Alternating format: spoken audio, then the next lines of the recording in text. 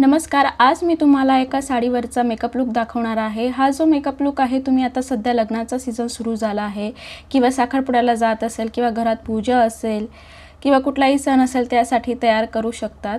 तर मी पहिले जे बेसिक स्किन केअर आहे, मॉइश्चरायझर आणि सनस्क्रीन ते लावून घेतलं आहे. त्यानंतर माझ्याकडे एक मेबेलिनचे कलर पॅलेट आहे. जिथे जिथे मला इथे डाग दिसत आहेत चेहऱ्यावरती ते झाकण्यासाठी ऑरेंज करेक्टरचा वापर केला आहे. डोळ्यांखाली देखील लावून घेतला आहे. स्पंज घेतला, तो ओला केला आणि मग त्याला डॅब डॅब करून पसरवून घेतला आहे. त्यानंतर इथे अल्ट्रा थिन इनसाइडचं फाउंडेशन आहे.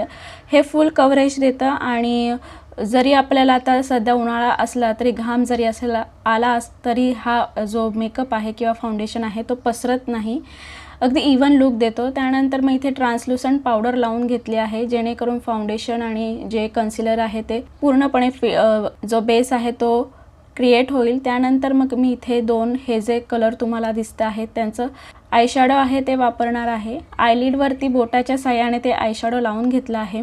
त्यानंतर हे डार्क आयशॅडो घेतला आहे आणि एक अशी कर्व लाईन करून घेतली आहे जेणेकरून आपला जो डोळा असतो तो खोबणीचा भाग मोठा दिसतो. आता इथे मला थोडासा स्मोकी लुक आहे तो क्रिएट करायचा आहे, त्यामुळे काजळ लावून घेतलं आणि त्याला हाताने पसरवून घेतलं. त्याचप्रमाणे डोळ्याच्या खाली देखील काजळ लावलं.